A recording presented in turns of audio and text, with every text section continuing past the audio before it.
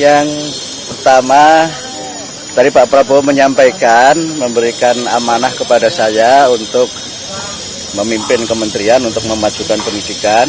Beliau juga menyampaikan bahwa pendidikan adalah kunci untuk membangun bangsa, terutama adalah kunci untuk mencerdaskan kehidupan bangsa sebagaimana amanat dalam pembukaan Undang-Undang Dasar 45. Dan kami menyampaikan kepada Pak Prabowo untuk menjadikan pendidikan ini sebagai gerakan pencerdasan untuk Indonesia Raya yang berkemajuan.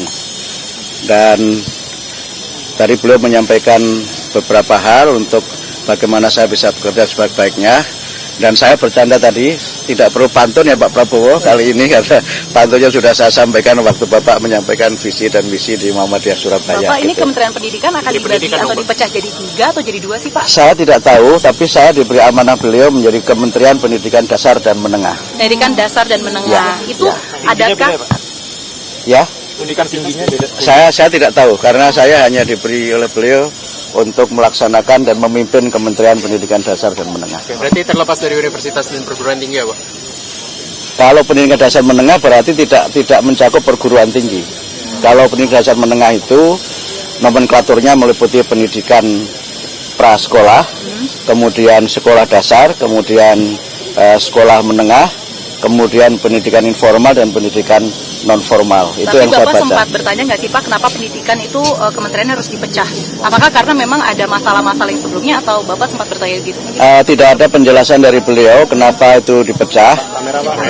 Tidak ada alasan dari beliau kenapa kementerian dipecah, hanya menyampaikan bahwa tugas kementerian ini sangat penting dan sangat sentral untuk membangun dan mencerdaskan kehidupan bangsa. Pak, isunya kan seminggu lalu calon-calon menteri ini tanda tangan fakta integritas ya Pak. Apakah itu isinya apa aja sih Pak? Apakah berapa poin atau isunya menyebut apa Pak? Baik, 2 hari yang lalu kami bertemu dengan Pak Profesor Sufmi Dasko dan kami menandatangani 2 dokumen.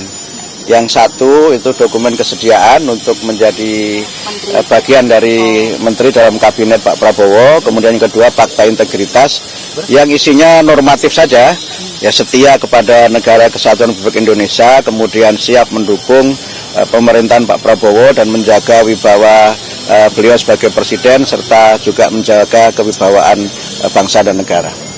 Ya, makasih, Itu ya, Pak. terima kasih semuanya ya. Selamat ya Pak.